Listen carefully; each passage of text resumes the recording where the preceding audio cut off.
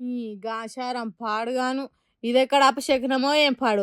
తెలంగాణ ఉప ముఖ్యమంత్రి బట్టి విక్రమార్క సారు భూమి పూజ చేద్దామని అనుకుంటే టెంట్ బట్టలను తీసి పారేసినంత పని చేసింది గాలి దుమారము. ఇంకా నయం డిప్యూటీ సీఎం బట్టి సార్ రాలేదు కాబట్టి ఏం కాలేదు, కానీ అదే వచ్చి భూమి పూజ చేస్తా అంటేనే ఇట్లా జరిగితే ఎంత ఘోరం ఉండునో ఏమో. కాంగ్రెస్ సర్కార్ చేస్తున్న పనులకు ప్రకృతికి కూడా ఇష్టం లేదన్నట్టు చేస్తున్నది. రాజన్న సిరిసిల్ల జిల్లా గంభీరావుపేటలో బయోస్ట్రాటం గ్యాస్ ప్లాంట్ ను ఏర్పాటు చేస్తున్నదట సర్కారు. అగో దానికి డిప్యూటీ సీఎం బట్టి సార్ పోయి భూమి పూజ చేయాలన్నట. డిప్యూటీ సీఎం అక్కడికి చేరక ముందే గిట్ల అయింది. గాలిలో లేచిపోతున్న టెంట్ను అక్కడ ఉన్న అర్చకులు అమాంతం అందుకున్నారు కాబట్టి ఆయనతో నిలిచింది. లేకుంటే టెంట్ సామాన్ మొత్తం తీసుకుపోయి ఏ పెంట బొంద మీద పెట్టినో ఏం పాడు.